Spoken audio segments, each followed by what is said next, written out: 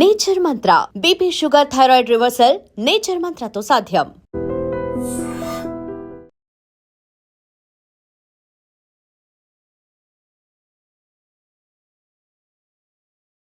Welcome to crime diaries. ఈ వారం మన గెస్ట్ శేషాచలం అడవుల్లో రియల్ పుష్పాలని వెంటాడి పట్టుకునే పోలీస్ ఆఫీసర్.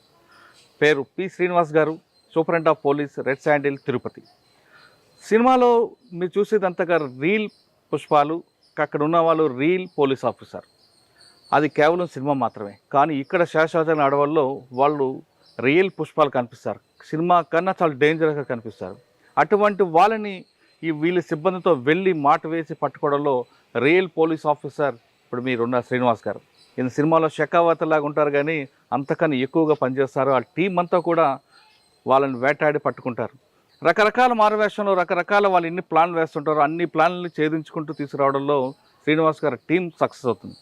ఇక్కడ వాళ్ళని అరెస్ట్ చేయడం వరకే కాదు, వాళ్ళకి జైలు శిక్ష పడేలా చేయడంలో శ్రీనివాస్ గారికి ఒక స్పెషలిస్ట్ ఉంది. అంటే కేసులు పెట్టడం, అరెస్ట్ చేయడంతో కాకుండా అందులో ఛార్జ్షీట్ వేసి ఆ కేసులో నేరం నిరూపించే వరకు వాళ్ళతో ఛార్జ్షీట్ వేయించడం, ప్రాసిక్యూషన్ చేయించడం, వాళ్ళకి శిక్ష పడడంలో శ్రీనివాస్ గారు టీం సక్సెస్ అయింది. గత సంవత్సరం నుంచి ఈ సంవత్సరం పోల్చుకుంటే 90% కన్విక్షన్ రేట్ ఉందంటే ఆయన టీం ఎలా పనిచేస్తుందన్న విషయాన్ని మనం అర్థం చేసుకోవచ్చు. ప్రస్తుతం షెకావత్ అంటే రియల్ షెకావత్ కాదు, రియల్ షెకావత్ అని మాట్లాడదాం. ఈ టీం ఎలా సక్సెస్ అవుతుంది, వాళ్ళు ఎలాంటి మార్గాల్లో వస్తారు, ఆ రిస్క్ టీం ఎలా తీసుకుంటున్నారు విషయాన్ని శ్రీనివాస్ గారు అంటే తెలుసు. శ్రీనివాస్ గారు నమస్తే అండి. సారంగా మీరు కూడా ఎంతో షెకావత్ లాగా ఉన్నారు సార్. సినిమాలో పుష్ప 2 ఇందులో రకరకాల పాల వ్యాన్లలోనూ రకరకాలు తీసుకొస్తుంటారు. అదంతా రియల్గా జరిగింది. రియల్ గిన్నె కొంచెం వాళ్ళు ఎక్కువ వేసి ఉంటారు, కానీ రియల్లో జరిగిన కొన్ని సక్సెస్ స్టోరీలు కూడా క్యారీ చేయలేపారు. ఇక్కడ మీరు డైరెక్ట్గా ఫేస్ చేస్తుంటారు. సినిమాలో చూపించడం వేరు, రియల్గా చూపించడం వేరు. ఇక్కడ ఈ శేషాచలం అడవిలో గతంలో మన సంగతి చూసుకుంటే వాళ్ళు పోలీసుల మీద అటాక్ చేయడం, వాళ్ళని కనిపెడితే రాళ్ళు వేసి కొడతారు ముందు, తర్వాత వాళ్ళని చంపడానికి కూడా వాళ్ళు సిద్ధంగా ఉంటారు. అదేవిధంగా గతంలో పోలీసులు జరిపిన కాల్పులో కూడా దాదాపు 10 మంది 20 మంది కూడా చనిపోవడం జరిగింది. ఇది ఒక వార్ లాంటిది. శేషాచలం వలంగానే తమిళనాడు నుంచి కూలీలు వస్తుంటారు, ఇటు పోలీసులు వెళ్తుంటారు, వాళ్ళు రకరకాల మార్గాలు రావడం, వాడు ఒక వ్యక్తి వేస్తే దానికి పై ఎత్తు మీరు వేస్తుంటారు. ఇటువంటి టెన్షన్ ఏరియాలో, ఇటువంటి రిస్క్ ఏరియాలో మీ టీం ఎలా పనిచేస్తుంది? ఇటీవల కాలంలో మనం చూపిస్తున్నట్టు సినిమాలో చూసినట్లుగానే పాల వ్యాన్లలోనే తీసుకొస్తున్నారా, ఇంకా కొత్త మార్గాల వాళ్ళు ఎంచుకున్నారా? ఆ మార్గాన్ని ఎలా మీరు బ్రేక్ చేశారు? నెంబర్ 2. నెంబర్ 3, కేసులు పెట్టడం, అరెస్ట్ చేయడం కాకుండా వాళ్ళకి శిక్ష పడేలా చేయడంలో మీరు తీసుకున్న ఆ ట్రెండ్ ఎలాగుంది, అంటే తీసుకున్న స్టెప్స్ ఏ విధంగా ఆ లింక్ తెగిపోకుండా చేయడం వల్ల శిక్షలు ఎలా పడుతున్నాయి? ఈ 3 ప్రశ్నలకు సమాధానం చెప్పే ముందు పి శ్రీనివాస్ గారు పోలీస్ డిపార్ట్మెంట్కి బై ఛాన్సా బై చాయిసా రావడం, మీ మిస్సెస్ కూడా డిపార్ట్మెంట్లో ఉండడం, మీ గురించి, మీ పేరెంట్స్ గురించి, మీ ఫ్యామిలీ గురించి వస్తే చెప్పండి. నమస్తే అండి. నేను అంటే సివిల్స్ ప్రిపరేషన్ స్టార్ట్ చేసిన తర్వాత గ్రూప్ 1లో 2010లో సెలెక్ట్ అవ్వడం జరిగింది. గ్రూప్ 1లో డిఎస్పీగా సెలెక్ట్ అయ్యాం. ఫస్ట్ పోస్టింగ్ సిఐడి, తర్వాత Puttaparthi, Tulluru first sub division form అయిన తర్వాత 2018లో తుళ్ళూరు డిఎస్పీగా కూడా వర్క్ చేయడం జరిగింది. తర్వాత అడిషనల్ ఎస్పీగా ఏపీఎస్ఆర్టీసీ, నెక్స్ట్ ఇంటెలిజెన్స్, అదేవిధంగా కాకినాడ అడిషనల్ ఎస్పీ అడ్మిన్గా వర్క్ చేసి ఆన్ ప్రమోషన్ ఇక్కడికి రెడ్ శాండిల్ టాస్క్ ఫోర్స్కి ఎస్పీగా రావడం జరిగింది. మా మిస్సెస్ కూడా 2012 డిఎస్పీ గ్రూప్ 1లో, తను ప్రెజెంట్ అడిషనల్ ఎస్పీ నెల్లూరు చేస్తూ ఉంది. ఇంకా టాస్క్ ఫోర్స్ పనితనం దీనికన్నా ముందు మీరు డిఎస్పీకి పనిచేశారు. ఆ ప్రాంతంలో మీ మార్క్ ఏముందండి? మార్క్ అంటే ఒక్కొక్క పోస్ట్ గురించి మీకు అంటే మార్క్ అంటే ప్రతి దిక్కున కూడా అక్కడ పరిస్థితులకు తగ్గట్టు చేసుకుంటా పోయాము. ఇప్పుడు ఫర్ ఎగ్జాంపుల్ ఇప్పుడు తుళ్ళూరు ఉంది. తుళ్ళూరు కొత్తగా రాజధాని ఫామ్ చేసిన తర్వాత అక్కడ పెట్టిన అసెంబ్లీ సెక్రటేరియట్కి ఇప్పుడు ఉన్న ఏదైతే సెటప్స్ ఉన్నాయో అన్నిటికీ కూడా సెక్యూరిటీ పాయింట్ ఆఫ్ వ్యూలో కానీ, ట్రాఫిక్ పాయింట్ ఆఫ్ వ్యూలో కానీ అన్నీ చేయడం జరిగింది. అప్పుడున్న పరిస్థితులకు తగ్గట్టు చేసుకుంటూ వచ్చాము. ఇప్పుడు అది మార్పు జరుగుతూనే ఉండే ప్రాసెస్. అందులో నా మార్క్ అనేది స్పెషల్గా ఏముండదు. అప్పుడు ఆఫీసర్స్ పుట్టపర్తి కూడా పనిచేస్తారు కదా, పుట్టపర్తి చేసాము. అప్పట్లో అదే చేస్తా పోతా ఉంటాము. కానీ ఒక్కొక్క ప్రాంతంలో మనకు ఒక మెమరబుల్ కేసు ఉంటాయి కదా. పుట్టపర్తిలో మెమరబుల్ కేసు వచ్చేటప్పటికి నేను వర్క్ చేస్తున్న టైం అప్పుడు ఒక ఆస్ట్రేలియన్ లేడీ మర్డర్ కేసు జరిగింది. అది ఒక ఫస్ట్ మనకి రిపోర్ట్ అవడం ఒక మిస్సింగ్ కేసుగా రిపోర్ట్ అయింది. రిపోర్టింగ్ కూడా ఒక ఆల్మోస్ట్ 60 days తర్వాత ఒక ఆస్ట్రేలియన్ ఉమెన్ మిస్సింగ్ కేసుగా రిపోర్ట్ అయింది. తర్వాత సైమల్టేనియస్గా మనం దాన్ని క్రాక్ చేసి మర్డర్ కేసుగా ఇచ్చేయడం జరిగింది. దానికి తర్వాత మనం కంటిన్యూ పర్సుయేషన్ చేయడంతో దాంట్లో ఎక్యూజ్డ్ కన్విక్షన్ కూడా రావడం జరిగింది. అంటే దేనికి మర్డర్ చేశాడు? జస్ట్ పెట్టేది మనీ కోసం అయ్యో. మర్డర్ చేయడం జరిగింది. అందులో లీడ్ ఏముందండి? అందులో లీడ్ వచ్చేటప్పటికి ఆవిడ ఫోన్ ఎవరైతే కో ఎక్యూజ్డ్ ఉన్నాడో తర్వాత కేరళలో వాడుతూ ఉంటే ఆ ఫోన్ నెంబర్ ద్వారా పట్టుకుని తర్వాత ఎవరు ఏంటి అన్నది అందులో కన్విక్షన్ కూడా వచ్చింది. దాంట్లో కూడా సార్ అక్కడ మర్డర్ చేసినప్పుడు ఐ విట్నెస్ ఎవరు ఉండరు, కానీ కన్విక్షన్ ఎలా తీసుకొచ్చారండి? అది కన్విక్షన్ తీసుకురావడంలో మనకి ప్రతిదీ కూడా ఎవిడెన్సెస్ని కరెక్ట్గా ఇచ్చేసుకోవడం ఇంపార్టెంట్. ఆ మర్డర్ కేసుకి వచ్చేటప్పటికి మొదట ఏం చేసామంటే యాక్చువల్గా మర్డర్ జరిగి దాదాపు మేము ఐడెంటిఫై చేసేటప్పటికి 120 days పైన అయిపోయింది. ఎక్స్ట్రా జ్యుడిషియల్ కన్ఫెషన్ వాళ్ళు అంటే ఎప్పుడైతే మనం ఎక్యూజ్డ్ని ట్రేస్ చేస్తూ ఉన్నామో వాళ్ళు వెళ్ళి విఆర్ఓ దగ్గరికి వెళ్ళి వాళ్ళు లొంగిపోవడం జరిగింది. సో ఫస్ట్ విఆర్ఓ రిపోర్ట్ తీసుకోవడం జరిగింది, ఎక్స్ట్రా జ్యుడిషియల్ కన్ఫెషన్ తీసుకున్న వెంటనే మన దగ్గరికి రాగానే వితిన్ 24 hours ఫస్ట్ మనం సీన్ అతని ప్లేస్ని ఎక్కడైతే పూడ్చిపెట్టాడో ఆ ప్లేస్ని అతనే చూపించాడు. అక్కడే ప్లేస్లోనే మనం పిఎం చేయించడం జరిగింది. పిఎం చేయించేటప్పుడు డేటు టైము ఎగ్జాక్ట్గా వచ్చేటట్టు చూడడం జరిగింది. అదంతా కూడా వీడియో రికార్డ్ చేసాము, ఫోటో రికార్డ్ చేసాము. సో సర్కమ్స్టెన్షియల్ ఎవిడెన్స్ అన్నిటిని కూడా క్లియర్గా చేయడంతో దో విట్నెస్లు ఎవరూ లేకపోయినా సరే ఆ కేసులో కన్విక్షన్ అవ్వడం జరిగింది. సో మనం ఎప్పుడు కూడా లీగల్ ఫ్రేమ్వర్క్ని కరెక్ట్గా పాయింట్అవుట్ చేసుకున్నప్పుడు మనకి ఖచ్చితంగా కోర్టు మనకి చేస్తుంది. ఓకే, అంటే కేసు అరెస్టు అక్కడితో చేతులుపోకుండా ముందు ఫ్రేమింగ్ కరెక్ట్ చేయమంటారు. ఎస్, లింక్ తెగిపోకుండా ప్రతిదాన్ని కూడా లీగల్ ఫ్రేమ్వర్క్లో మనకి ఏదైతే సిఆర్పిసి చెప్తా ఉందో సిఆర్పిసి ప్రకారము మనం దాన్ని కరెక్ట్గా వెళ్ళినప్పుడు ఖచ్చితంగా కన్విక్షన్ రేట్స్ ఖచ్చితంగా ఉంటుంది. అంటే మనం అరెస్ట్ కాకుండా అంటే టెక్నికల్ ఎవిడెన్స్లు ఎవిడెన్సెస్ ఉన్న ఎవిడెన్సెస్ ని కరెక్ట్ గా మనం ప్రొజెక్ట్ చేసుకోగలగాలి. ఓకే, ఇప్పుడు నేను చెప్పిన పుట్టపర్తి మర్డర్ కేసులో జనరల్ గా ఏం చేస్తారంటే పిఎం చేసేటప్పుడు టైము అండ్ డేట్ చేయడం కోసం నేను అప్పుడు ఆ రోజుని వాడిన టెక్నిక్ ఏంటంటే ఆ రోజు news papers daily news papers 3 పెట్టి దానితో పాటు చేసాము. సో దట్ ఈ రోజునే జరుగుతుంది అనేసి చెప్పడం కోసం. అచ్చా, ఇది టెక్నిక్ యాక్చువల్ గా వేలం పాట అప్పుడు పెడుతుంటారు. అది మీరు అడాప్ట్ చేసాం. News papers daily news papers 3 ప్రముఖ న్యూస్ పేపర్స్ యొక్క ఫొటోస్ తీసి దాంతో పాటు ఇచ్చేసాం. ఆ వీడియో ఏదైతే ఉందో అది కోర్టులో మేము ప్రొజెక్ట్ పెట్టిన రోజునే జడ్జి గారు ఆ వీడియోని కూడా చూసి then he asked the defence lawyer itself, ఇదిగో చూడండి డేట్ కూడా వస్తుంది అనేసి చెప్పడం జరిగింది. ఓకే, అక్కడ తర్వాత అడిషనల్ ఎస్పీ అయిన తర్వాత ఎస్పీ ప్రమోషన్ గా రెడ్ శాండల్వుడ్ టాస్క్ ఫోర్స్ రావడం జరిగింది. స్మగ్లింగ్, ఎర్రచందనం దీని గురించి ప్రపంచవ్యాప్తంగా ఉంది. అందులో పర్టికులర్గా మన దగ్గర తీసుకునేసరికి దీని మీద ఎక్కువ ఫోకస్ ఉంటుంది. దీని హిస్టరీ ఇందాక మీకు చెప్పినట్లుగా హిస్టరీలో రకరకాల ఈవెంట్స్ జరిగాయి. మన మీద పోలీస్ మీద అటాక్ అయింది, పోలీసుల అప్పర్ హ్యాండ్ అవ్వడం, ఇవంతా జరుగుతుంది. అయినా దీనికి పోలీస్ స్టాప్ పడట్లేదు. మీరు వచ్చేసరికి ఇక్కడ ఎంత ఎర్రచందనం ఉంది, ఎన్ని కట్స్ అవుతుంటాయి, స్మగ్లర్స్ సినిమాలో చూపించినట్లుగానే కేవలం ఆ మోడ్లో ఉన్నారా, కొత్త ఎంఓలను తీసుకున్నారా? అంటే స్మగ్లింగ్ యాక్టివిటీ అన్నది ఇట్స్ ఏ కంటిన్యూ ప్రాసెస్ అండి. అంటే కంటిన్యూ అంటే ఇప్పుడు కూడా దొంగ ఎప్పుడు కూడా ఒక స్టెప్ అప్పర్ హ్యాండెడ్గా ఉంటాడు. అతను చేస్తున్న దాన్ని బేస్ చేసుకునే మనం టెక్నిక్స్ ఫామ్ చేసుకుంటూ ఉంటాం. ఎప్పుడు కూడా అదే ఉంటుంది. సో స్మగ్లింగ్ యాక్టివిటీలో కూడా వాళ్ళు కొత్త వెరైటీస్ ఫైండ్ అవుట్ చేస్తూ ఉంటారు. ఫర్ ఎగ్జాంపుల్ మీరు అన్నట్టు వాటర్ ట్యాంక్లో సప్లై చేయడం అనేసి, లేదంటే మిల్క్ ట్యాంక్స్లో వాడడం అనేసి, ఇవన్నీ కూడా టెక్నిక్స్ వాడుతుంటారు. మనం ఏదైతే టెక్నిక్ని వాళ్ళు ఈ ట్రాన్స్పోర్టేషన్ వాడుతున్నారు, ఈ టైప్ ఆఫ్ ట్రాన్స్పోర్టేషన్ వాడుతున్నారు అనేసి మనం ఐడెంటిఫై చేసి దాన్ని పట్టుకున్న తర్వాత వాడు మళ్ళీ ఇంకో దానికి వెళ్తాడు. మళ్ళీ దాన్ని మనం ఐడెంటిఫై చేసుకుని మళ్ళీ దాన్ని మనం క్రాక్ చేసినప్పుడు మళ్ళీ వేరే దానికి వెళ్తూ ఉంటాం.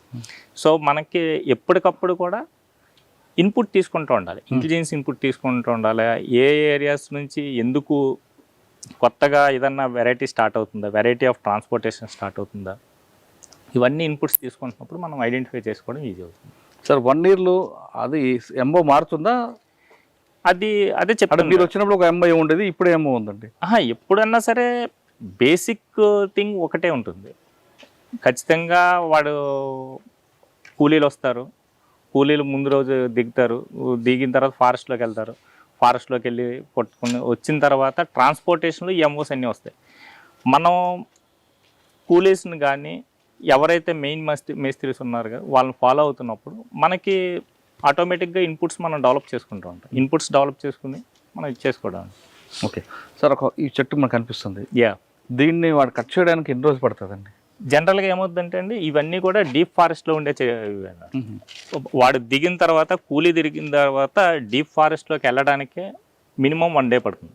వాడు దిగి 1 డే లోపలికి వెళ్ళిన తర్వాత ఒక 1 డే వాడు సెలెక్ట్ చేసుకుంటాడు చెట్లు.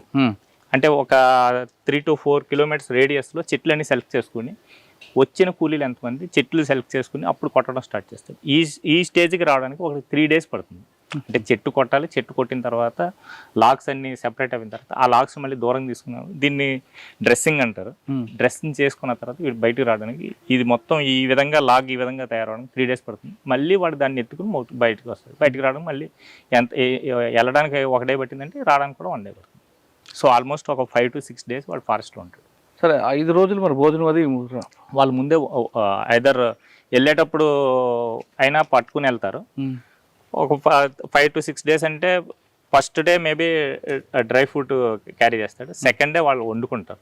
వండుకున్న ఫుడ్ తోటే వాళ్ళు 5 days సర్వైవ్. సార్, 5 రోజులు అడవిలో ఉన్నప్పుడు మన వాళ్ళు ముందే ఐడెంటిఫై చేసి ఆ రైడ్లు చేయడం కావదా? మనం అదే చేస్తాం, మనం చేస్తూ ఉంటాం అండి. మనం ఆల్మోస్ట్ ఈవెన్ కూలీలు వస్తున్న క్రమంలో కూడా మనం పట్టుకున్న రోజులు ఉన్నాయి. పట్టుకున్నప్పుడు దానికి ట్రెస్పాస్ కేసు పెడతాం. అంటే వాళ్ళు ఫారెస్ట్ లోకి ఎంటర్ అవుతున్న కేసెస్ కూడా ఉన్నారు. ఫారెస్ట్ యాక్ట్ 20C ప్రకారం ఇట్స్ ఎన్ అఫెన్స్. సో దాని కేసు కూడా మనం ట్రెస్పాస్ కేసు అనేది పెడతాము. ఎందుకంటే రిజర్వ్ ఫారెస్ట్ ఏరియాలోకి ఎంటర్ కావాలంటే he has to have permission ఉండాలి. ఐదర్ మేబీ లోకలైట్కి అయితే పర్మిషన్ అవసరం లేదు. బయట నుంచి ఇప్పుడు ఫర్ ఎగ్జాంపుల్ ఒక తమిళనాడు నుంచో కర్ణాటక నుంచో వచ్చి శేషాచలం ఫారెస్ట్లోకి ఎందుకు ఎంటర్ అవుతున్నాడు అన్నది ఫస్ట్ థింగ్. సో దాన్ని బేస్ చేసుకుని కూడా మనం కేసెస్ పెట్టడం జరిగింది అతను ఫారెస్ట్లోకి ఎంటర్ అవుతున్న క్రమంలో. ఒకవేళ ఇన్ కేసు ఎంటర్ అయిపోయి కొట్టిన తర్వాత కూడా మనకి ఏదైనా ఇన్పుట్ వచ్చిందంటే విత్ లాక్స్ మనం పెట్టడం జరుగుతుంది. సార్, ఇప్పుడు ఈ 4 లాక్స్ ఉన్నాయి ఇక్కడ. ఈ 4 లాక్స్ కొట్టిన వెంటనే తీసుకొస్తాడు, ఒక డంప్ చేసి ఒక దగ్గర పెడతాడండి? అది వాళ్ళ ఒక్కొక్కరితో ఒక్కో టైప్ ఉంటుంది. అంటే ఒక్కొక్కసారి ఏం చేస్తారంటే మనకి ఎక్కువ లాక్స్ ఒకసారి కొట్టాలనేసి అనుకున్నప్పుడు మేబీ డంప్ చేసుకుంటూ ఉంటారు.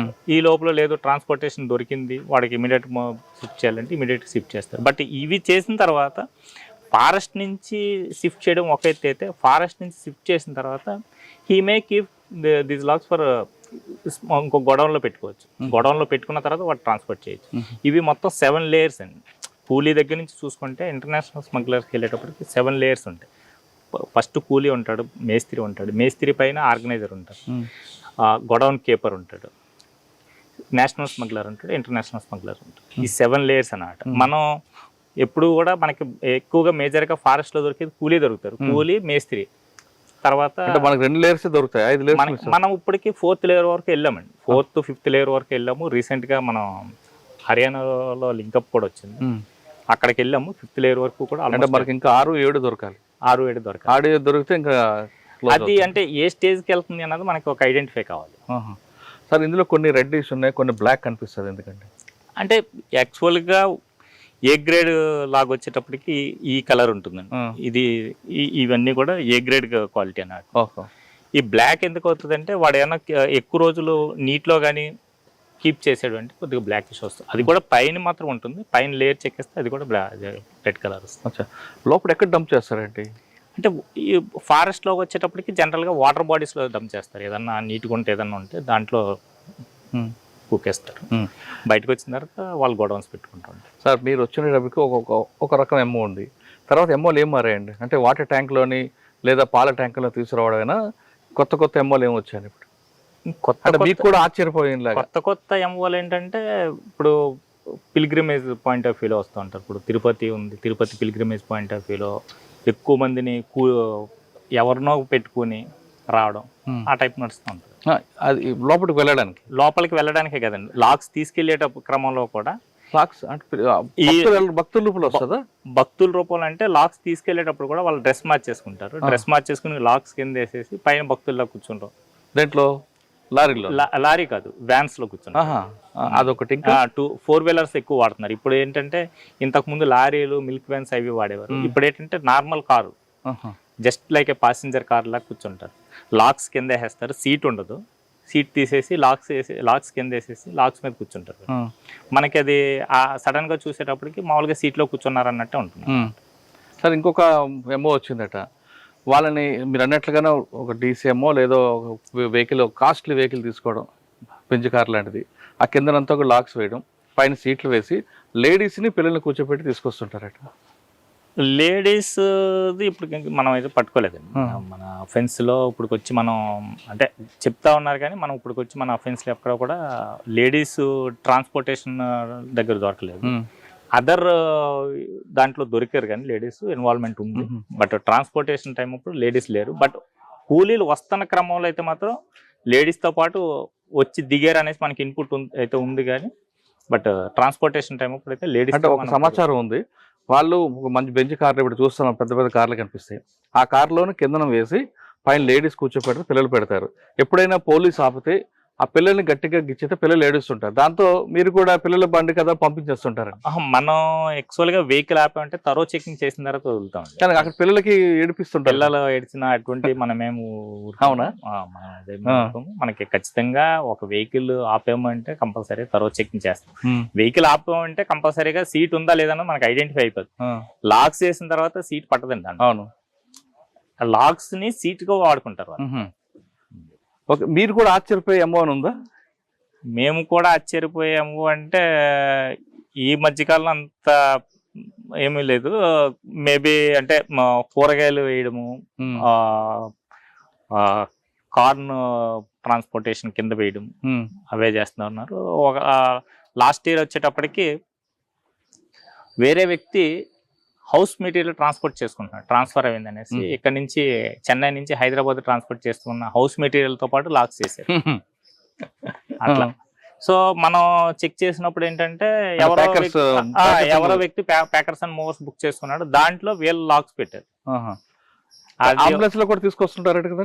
అంబులెన్స్ ఇవన్నీ లేదండి ఈ మధ్యనే. ఎందుకంటే మనం ఏ ఏరియా కంపల్సరీగా మనకి ఇన్పుట్ వచ్చినప్పుడు ఈ ఏరియా నుంచి ఎందుకు అంబులెన్స్ వెళ్తుంది, లేదు కాస్ట్లీ వెహికల్ ఎందుకు వెళ్తుంది అనేది మనం చూస్తున్నాం. కాబట్టి ఇంతకుముందు మొదట్లో అయితే మీరు అన్నట్టు బెంచ్ కారు ఇవన్నీ కూడా వాడారు. ఈ మధ్య కాలంలో కాస్ట్లీ వెహికల్స్ ఏవి వాడతలేదు.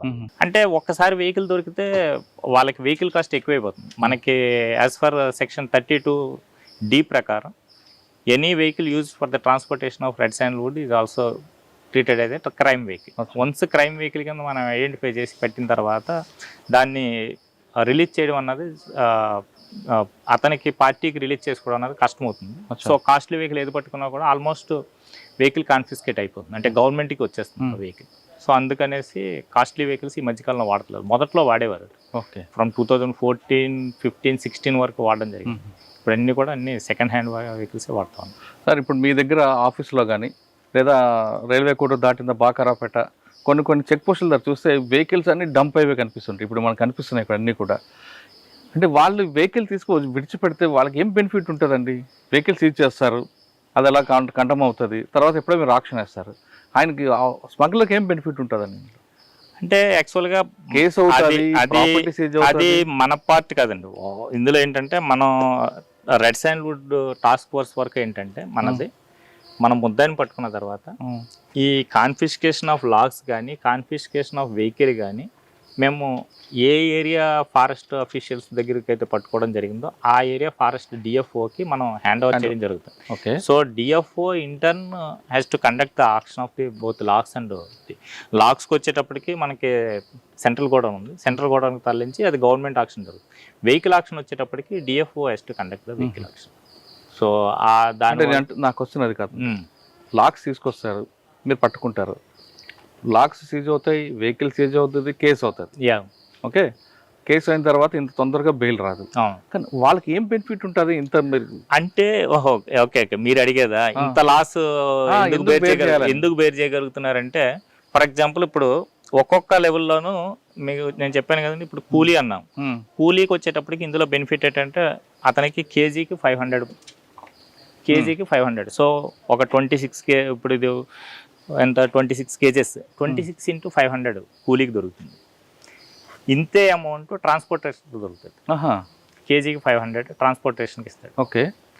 సో ఆ లెక్కను చూసుకుంటే ఒక ట్రాన్స్పోర్ట్ చేసినందుకు వాడికి దాదాపు 1 టన్ను ట్రాన్స్పోర్ట్ చేస్తే వాడికి దాదాపు ఒక 5 lakhs వాడికి మిగులుతుంది. సో ఒకసారి మిస్ అయినా రెండు సార్లు మిస్ అయిందంటే వాడికి వెహికల్ కాస్ట్ వచ్చేస్తుంది. సో అది వాళ్ళు క్యాలిక్యులేట్ చేసుకున్నారు.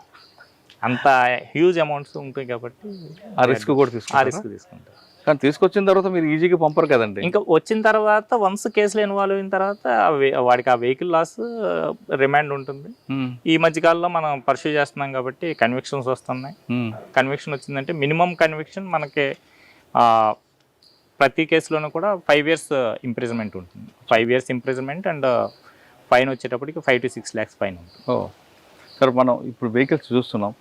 ఈ వెహికల్స్ చూస్తుంటే అన్ని కాస్ట్లీ వెహికల్స్ ఉన్నాయి. ఈ ఒక్కొక్క వెహికల్ని సీజ్ చేసినప్పుడు ఇది ఆక్షన్ వేయడం అనేది మీ డ్యూటీ కాదు. అవును. ఓకే. ఇది మరి డిఎఫ్ఓకి లోకల్ పోలీస్కి ఇస్తారు. వాళ్ళు ఆక్షన్ వేసిన తర్వాత ఎంత వస్తుంది? అందులో రెడ్ శాండిల్ ఆక్షన్ కూడా ఉంటుంది కదా, కట్స్. రెడ్ శాండిల్వుడ్ ఆక్షన్ వేసేది గవర్నమెంట్. దాంట్లో ఎక్కువ వస్తుంది గవర్నమెంట్కి ఇన్కమ్, ఆక్షన్లో ఎక్కువ వస్తుంది. లాక్స్లోనే ఎక్కువ. ఎన్ని ఉంటాయి సార్ దాదాపు ఈ ఫారెస్ట్లో వెహికల్స్? చాలా ఉంటాయండి సార్. ఇంకా మనం ఇందాక కన్వెన్షన్ చెప్పారు. లాస్ట్ ఇయర్కి ఈ ఇయర్కి ఎన్ని కేసులు అయి ఉంటాయి? అందులో ఎంత కన్వెన్షన్ వచ్చి ఉంటుంది? అంటే మనం నేను వచ్చిన తర్వాత నుంచి ఇప్పటికీ టోటల్ 24 కేసెస్ డిస్పోజల్ అయింది కోర్టు ద్వారా. 24 కేసెస్లోను 18 కన్విక్షన్స్ వచ్చాయి. 24 కేసులు 18 అండ్ 2 యాక్షన్ అబేటెడ్. అంటే ఎందుకు అంటే అందులో ఎవరైతే ఎక్యూజ్డ్ ఉన్నారో వాళ్ళు చనిపోవడం జరిగింది. సో చనిపోయారు కాబట్టి యాక్షన్ అబేటెడ్. ఓన్లీ 4 మాత్రమే ఎక్విటల్ అయింది. సో నేను వచ్చిన కాడి నుంచి ఇప్పుడు చూసుకుంటే 75% కన్విక్షన్ రేట్ ఉంది. అండ్ ఎస్పెషల్లీ దిస్ ఇయర్ 2025కి వచ్చేటప్పటికి మొత్తం 17 కేసెస్ డిస్పోజల్ అయ్యాయి. 17లో 15 కన్విక్షన్ వచ్చింది, 2 ఎక్విటల్. ఓకే. అంటే ఆ 4 ఎక్విటల్ ఎందుకు వచ్చాయండి? 4 ఎక్విటల్ రావడానికి రీజన్స్ కూడా వెరిఫై చేసాము. అది కొద్దిగా కేస్ బిల్డప్ కంటే కూడా లాక్స్ పట్టుకున్నప్పుడు కొద్దిగా వేరియేషన్స్ వచ్చాయి. దానివల్ల కొద్దిగా ఇది వచ్చింది. అంటే అటువంటి ఇష్యూని మళ్ళీ రిపీట్ చేయకుండా మనం చూసుకుంటా ఉన్నాం ప్రతి దిక్కున కూడా ప్రతిసారి. ఇందులో కన్వర్షన్ రావడానికి రేర్గా ఉంటుంది. అయితే మీరు గతంలో పుట్టపర్తిలో ఏ విధంగా అయితే పేపర్ కటింగ్ పెట్టి తీసుకొచ్చారో ఆ టెక్నాలజీని వాడుతున్నారా? ఇంకా ఇంకో టెక్నిక్ మార్చి కన్వర్షన్ తీసుకురావడానికి ఆ లింక్ తెగిపోకుండా చేస్తున్నాం. మేము వచ్చిన తర్వాత ఇప్పుడు మనం చేస్తున్న ప్రతి కేసులోనే ఏం చేస్తున్నాం అంటే ఎక్కడైతే సీన్ ఆఫ్ అఫెన్స్ లో మనం ముద్దాయిని పట్టుకున్నామో అక్కడ we are using note cam cameras. Note cam అంటే యాప్, మన ఫోన్లోనే నోట్ క్యామ్ యాప్ ఉంటుంది. నోట్ క్యామ్ యాప్ ద్వారా ఎక్యూజ్డ్ ఒకవేళ లాగ్స్ సీజ్ అయితే లాగ్స్ అదే టైం అప్పుడు ఫోటో తీస్తున్నాం. సో ఆ నోట్ క్యామ్ యాప్ ద్వారా మనం ఫోటో తీసినప్పుడు date time along with longitude and latitude తోటి మనకు ఫోటో వస్తుంది. ఆ ఫోటోని మనం కోర్టులో సబ్మిట్ చేస్తున్నాం. So it self is a clear scientific evidence that ఈ పర్సన్, ఈ అక్యూజ్డ్ ఈ లాక్స్ పొజిషన్ తోటి ఈ టైం అప్పుడు ఇతను ఇక్కడ ఉన్నాడు. So it self is a clear cut scientific evidence. So ఇంకా మేము యాక్చువల్గా గవర్నమెంట్ని కూడా రిక్వెస్ట్ చేసాము ఈ బాడీ వార్న్ కెమెరాస్ కోసం. అవి కూడా త్వరలో రాబోతున్నాయి. బాడీ వార్న్ కెమెరాస్ వచ్చినప్పుడు ఈవెన్ ఎక్యూజ్డ్ని పట్టుకుంటున్న క్రమంలో కూడా బాడీ వార్న్ కెమెరా యూజ్ చేస్తూ పట్టుకోవడానికి వీఆర్ ప్లానింగ్. ఇన్ కేసు ఇప్పుడు ఫీల్డ్లోకి వెళ్ళి ఎక్యూజ్డ్ని చేజ్ చేస్తున్న క్రమంలో బాడీ వార్న్ కెమెరా ఆల్రెడీ మన పోలీసుల దగ్గర, మన స్టాఫ్ దగ్గర ఉంటుంది కాబట్టి వీళ్ళు బాడీ వార్న్ కెమెరా ఆన్ చేసుకుని ఎక్యూజ్డ్ని చేజ్ చేసి పట్టుకుంటే సీన్లోనే మనకి అది ఎవిడెన్స్, గివింగ్ ఎవిడెన్స్. సో దానికి కూడా we are trying. Okay. Already request చేయడం జరిగింది. ఇట్స్ ప్రెజెంట్ ప్రాసెస్లో ఉంది. సార్ కన్వర్షన్ తేవడం కాకుండా అసలు లోపలికి వెళ్లకుండా చేయడానికి లేదని పర్మనెంట్ సొల్యూషన్? పర్మనెంట్ సొల్యూషన్ ప్రకారం ఏంటంటే already we are educating the people. ఎక్కడైతే మనకి ఈ కూలీలు ఎక్కువ మంది వచ్చేది జవాదిమలై హిల్స్, తమిళనాడు జవాదిమలై హిల్స్ నుంచి కూలీస్ ఎక్కువ మంది రావడం జరుగుతూ ఉంటుంది. ఆ ఏరియాస్లో మనం కూలీస్కి ఎడ్యుకేట్ చేయడం జరుగుతుంది. ఎక్కడైతే వాళ్ళు చేయడం జరుగుతుందో వాళ్ళకి డిఫరెంట్ ఫార్మ్స్ ప్రకారం ఎడ్యుకేట్ చేస్తూ ఉన్నాము. ఈ ఇట్లాగ రెడ్ శాండిల్వుడ్ ఏరియాస్లోకి రావడం, ఈ స్మగ్లింగ్ యాక్టివిటీస్లో పార్టిసిపేట్ చేయడం వల్ల మీకు ఈ శిక్షలు ఉంటాయి అనేసి ఎడ్యుకేట్ చేస్తూ ఉన్నాం. దాంతోపాటు ఈ లోకల్ ప్రెస్ వీటిలో కూడా ఏదైతే మనం పట్టుకుంటున్నామో అదేవిధంగా కన్వెక్షన్స్ వస్తున్నాయో దీని గురించి కూడా చెప్పడం జరుగుతూ ఉంది. అక్కడున్న ఏదైతే ఎడ్యుకేటెడ్ ఎంప్లాయీస్ ఉంటారో వాళ్ళ ద్వారా కూడా ఇది చెప్పిస్తా ఉన్నాము. It's one way of educating the వాళ్ళని. అదేవిధంగా సెకండ్ ప్రాసెస్ ఏంటంటే ఇప్పటి వరకు వాళ్ళకి అందరూ ఏం చెప్తుంటారంటే ఏముంది పట్టుకుంటే ఒక 60 రోజుల లోపల ఉంటారు, తర్వాత బయటకు వచ్చేస్తారు అన్నది చెప్తా ఉన్నారు.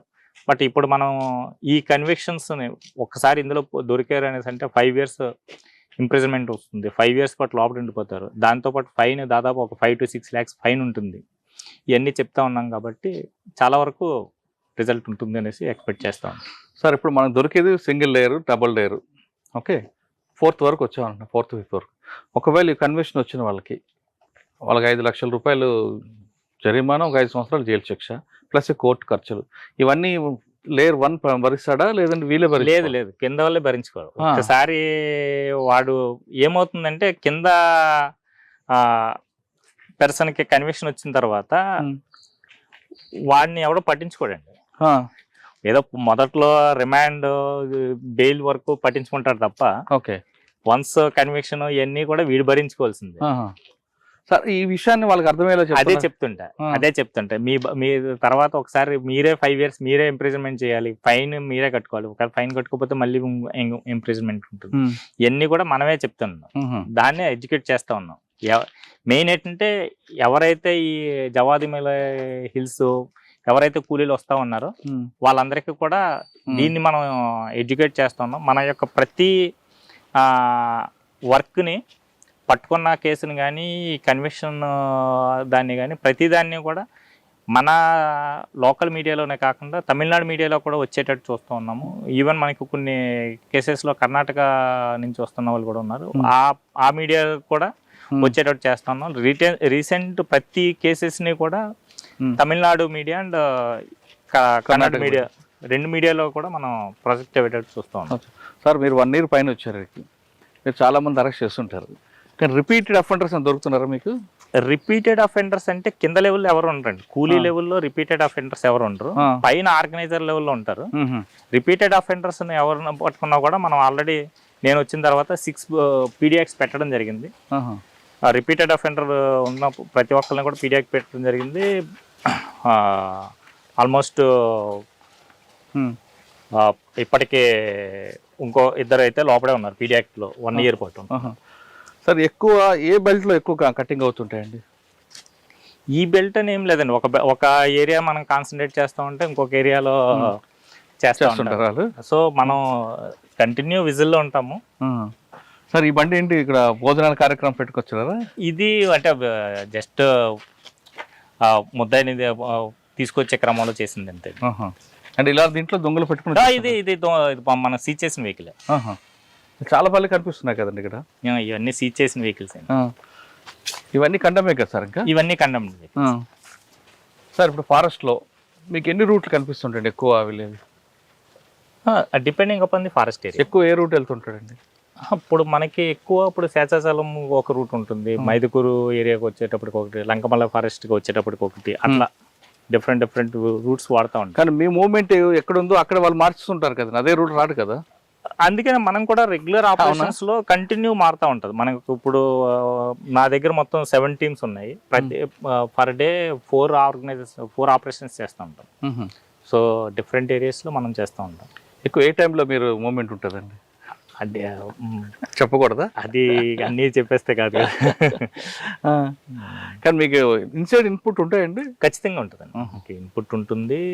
ఇన్పుట్ బేస్ చేసుకునే మనం ప్లాన్ చేస్తూ ఉంటాం ఆపరేషన్స్. సార్ ఇప్పుడు గతంలో ఉన్న ఆఫీసర్లు కొంతమంది కొన్ని ప్రాంతాలు అంటే ఎంట్రీ పాయింట్లో ఎగ్జిట్ పాయింట్లో సీసీ కెమెరాలు పెట్టారు, అది వర్క్ అవుతున్నాయి ఇప్పుడు? అంటే ఎంట్రీ ఎగ్జిట్ పాయింట్లో సీసీ కెమెరాస్ ఫారెస్ట్ ఆఫీసర్స్ పెడతా ఉంటారు, అది కూడా డీప్ ఫారెస్ట్లో పెడతా ఉంటారు. దాంతో ఒక ప్రాబ్లం ఏంటంటే వాళ్ళు పెట్టేవన్నీ కూడా ట్రాప్ కెమెరాస్ అని. ట్రాప్ కెమెరా అంటే ఎలా ఉంటుందంటే దాని వర్కింగ్ కెమెరా ముందు ఏదైనా మూమెంట్ ఏంటంటే ఫొటోస్ తీస్తూ ఉంటుంది. సో ఎంట్రీ ఎగ్జిట్ పాయింట్లో మనం ప్రతిదీ పెట్టేస్తే ప్రతి మూమెంట్ని ఏది చిన్న మూమెంట్ అయినా కూడా అది క్యాప్చర్ చేస్తూ ఉంటుంది. సో మళ్ళీ దాన్ని రెగ్యులర్గా మెమొరీ అయిపోవడం ఇవన్నీ జరుగుతూ ఉంటుంది. ఇప్పుడు ఉన్నాయి కెమెరాస్ లోపల ఉన్నాయి, ఇన్సైడ్ ఫారెస్ట్ ఉంటాయి. అవి మనం ఫారెస్ట్ అఫీషియల్స్ చూసి వాళ్ళు ఏదైనా అబ్జర్వ్ చేసినప్పుడు మనకి ఇన్పుట్ ఇస్తూ ఉంటారు. మనం ఫారెస్ట్ అఫీషియల్స్ మనం కోఆర్డినేషన్ తోటి ఆపరేషన్స్ చేస్తూ ఉంటాము. సో వాళ్ళకి ఏదైనా ఇన్పుట్ వచ్చి వాళ్ళకి తెలిసి ఎవరన్నా లోపలికి ఎంటర్ అయ్యారు అది ఏదైనా తెలిసినప్పుడు వాళ్ళు మనకి ఇన్పుట్ చెప్తారు. సో వాళ్ళు మనం కోఆర్డినేషన్లోనే ఆపరేషన్ చేయడం. సార్ ఇంత రిస్క్ తీసుకోకుండా టెక్నాలజీ మన దగ్గర ఉంది కాబట్టి ఇప్పుడు జియో టెక్నాలజీ వాడుకొని ప్రతి ఎర్రచందనం చెట్టుకి ఒక మనం ట్యాగ్ పెట్టుకొని అది ఎక్కడైనా చెట్టు మీద కటింగ్ అవుతే ఇక్కడ వెంటనే అలారం మోగడం అటువంటి టెక్నాలజీ వాడచ్చా అంటే ప్రతిదానికి కూడా కొన్ని లిమిట్స్ ఉంటాయి. టెక్నాలజీ పరంగా మీరు అన్నట్టు ప్రతిదానికి జియో ట్యాగ్ చేసి దాన్ని కట్ చేసేటప్పుడే ప్రతి చెట్టుని మనం ఐడెంటిఫై చేయాలి. ఆల్మోస్ట్ ఫారెస్ట్ అఫీషియల్స్ ప్రతి చెట్టుని ఐడెంటిఫై చేసి ఉంటారు. ఫారెస్ట్ లో ఉన్న ప్రతి దానికి కూడా నెంబరింగ్ కూడా ఇచ్చి ఉంటారు. అక్కడ కనెక్టివిటీ ఉండాలి. ఆ చెట్టు కొడుతున్నారని బదులు కరెక్ట్గా అదే తెలియాలి. మనం ఇక్కడ నుంచి డీప్ ఫారెస్ట్కి వెళ్ళగలగాలి. ఇవన్నీ కూడా కొన్ని లిమిట్స్ ఉంటాయండి. అంటే దానికన్నా ఇంత రిస్క్ తీసుకోవడం కన్నా ఆ జియో ట్యాగ్ పెట్టి అలారం సిస్టమ్ పెట్టుకోవడం, అక్కడ వాచ్ టవర్స్ పెట్టడం కొంతవరకు కంట్రోల్ అవుతుంది. ఇప్పుడు ఫర్ ఎగ్జాంపుల్ ఒక ఫారెస్ట్ బీట్ ఆఫీసర్ ఏరియాలో దాదాపు ఒక 3000 to 4000 హెక్టార్ ల్యాండ్ ఉంటుంది. అంతలో ఒక చెట్టుని కొట్టాడు అనుభవంలోకి ఇక్కడి నుంచి అక్కడికి వెళ్ళడం 3000 to 4000 హెక్టార్ ల్యాండ్ లో ఇతను ట్రావెల్ చేసేటప్పటికి సినిమాలో బాగుంటుంది కదా తప్ప రియల్ అవ్వదు. టెక్నికల్ గా అంటే మనకున్న గ్రౌండ్ రియాలిటీ కూడా చూసుకోవాలి. ఇప్పుడు ఒక్కొక్కసారి మనం ఈ హిల్ మీద ఉంటాము, అవతల హిల్ మీద స్మగ్లర్ ఐడెంటిఫై అవుతాడు. ఈ కిందకి దిగి మళ్ళీ పైకి ఎక్కేదానికి మనకి దాదాపు ఒక 2 to 3 hours పట్టేస్తుంది. ప్లస్ టెరైన్ చూసుకోవాలి. మనం ఆ టైం పరిగెట్టేటప్పుడు గట్రా ఆపరేషన్స్లో గట్రా జరుగుతూ ఉంటుంది. అటువంటిటప్పుడు మనం చెట్టు సౌండ్ వచ్చింది అనేసి మనం వెళ్ళడానికే 1 to 2 days పట్టేస్తుంది టైం. సార్ వాళ్ళు అక్కడి నుంచి వస్తున్నారు, ఇక్కడ ఉన్న లోకల్ పబ్లిక్ మనకు సపోర్ట్ చేసి వాళ్ళు ఇన్పుట్స్ ఇస్తే బాగుంటుంది కదా. లోకల్ పబ్లిక్ కూడా సపోర్ట్ ఇస్తారండి. ఫారెస్ట్ అడ్జాయినింగ్ విలేజెస్ ఏవైతే ఉన్నాయో వాళ్ళు ఎవరన్నా కొత్త వాళ్ళు వచ్చినప్పుడు మనకి ఇన్పుట్స్ ఇస్తూ ఉంటారు. ఇక్కడ కొద్దిగా మూమెంట్ పెరిగింది సార్ అనేసి చెప్తూ ఉంటారు. దాన్ని బేస్ చేసుకుని మనం చేస్తూ ఉంటాం ఆపరేషన్. కానీ లోకల్ పబ్లిక్లో కొంతమంది వాళ్ళకి సపోర్ట్గా ఇవ్వడం, వాళ్ళకి షెల్టర్ ఇవ్వడం, వాళ్ళకి ఫుడ్ సప్లై చేయడం చేస్తున్నారు వార్త ఉంది, వాస్తవం అంటారు అది?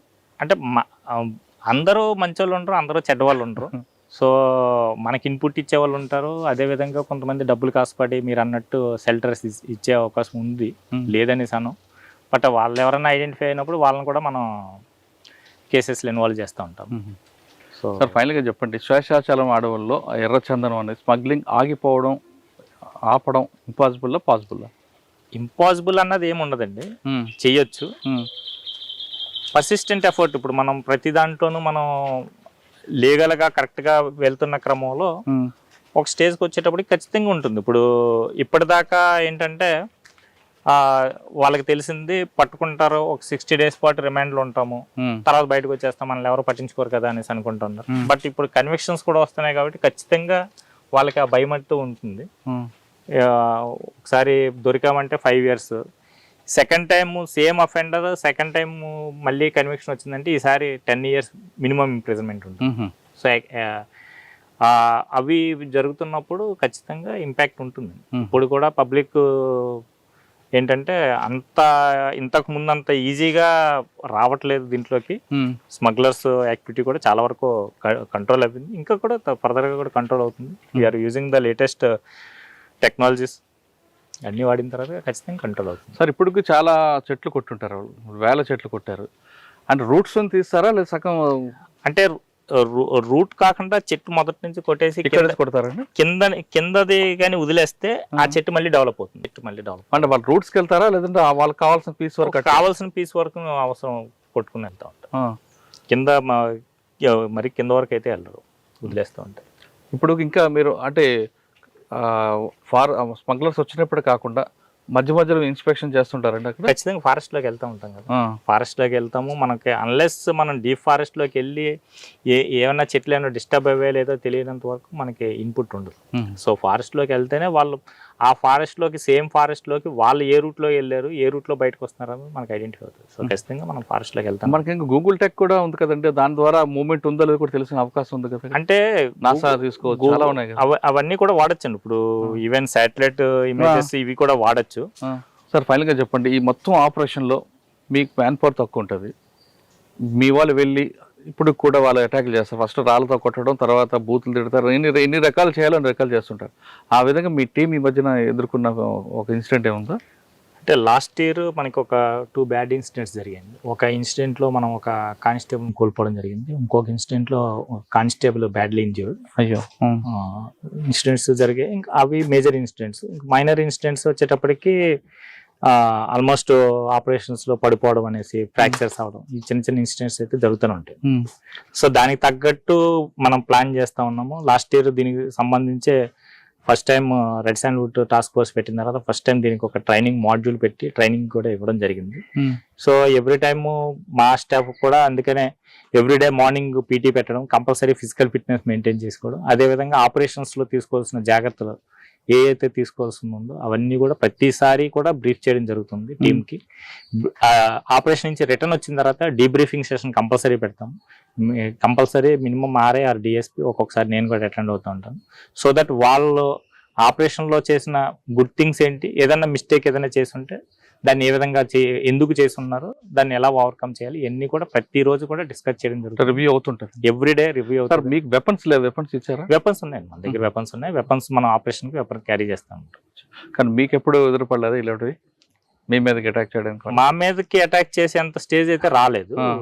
వన్స్ వెపన్ పవర్ కనబడుతూ ఉంటది కాబట్టి. అంటే మీ మీద డైరెక్ట్ కాకపోయినా మీ వాళ్ళు ఆపరేషన్ చేస్తున్నప్పుడు వాడు చాలా హై స్పీడ్ లో వస్తుంది. అదే అలాగే జరిగి లాస్ట్ టైం 2 ఇన్సిడెంట్స్ ఆ విధంగానే జరిగింది.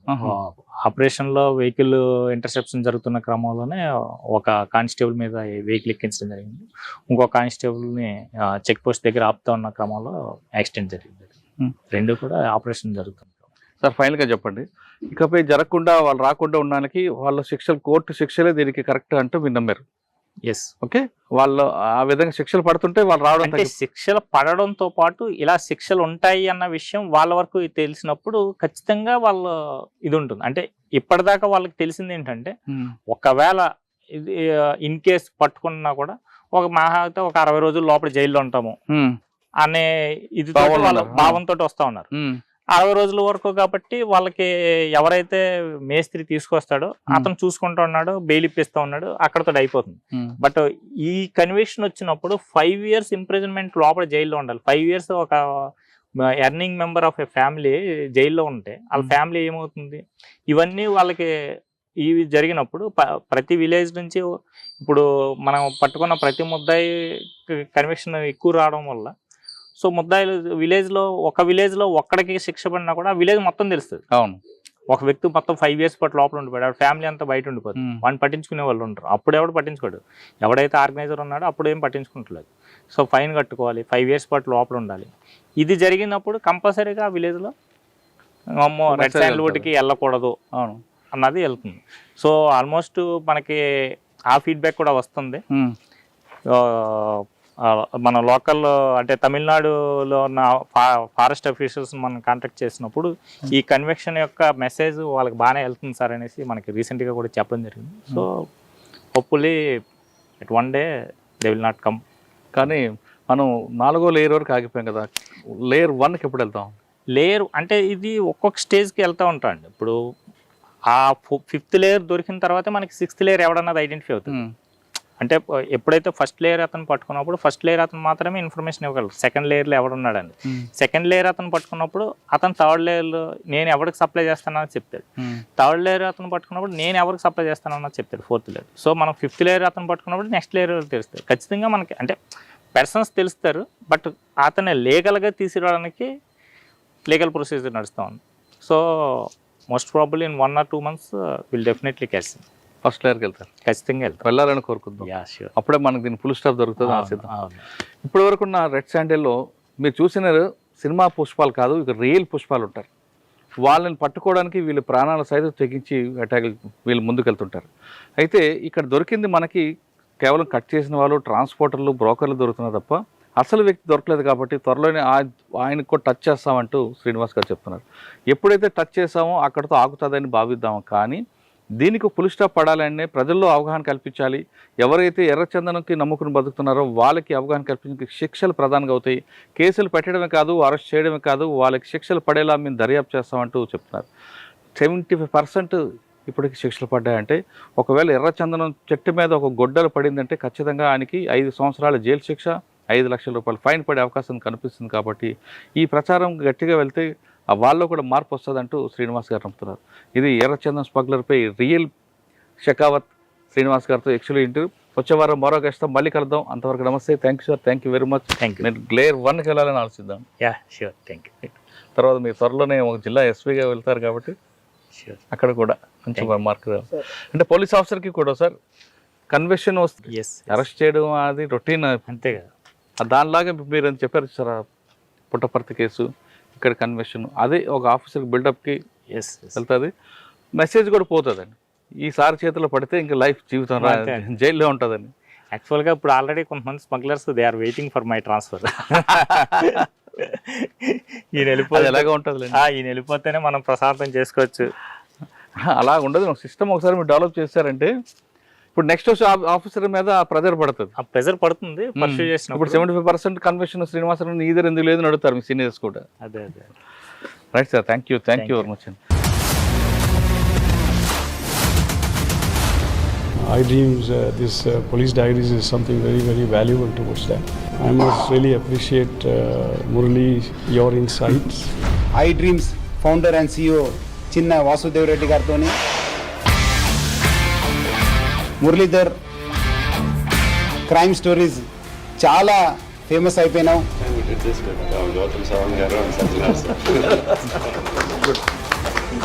Well done.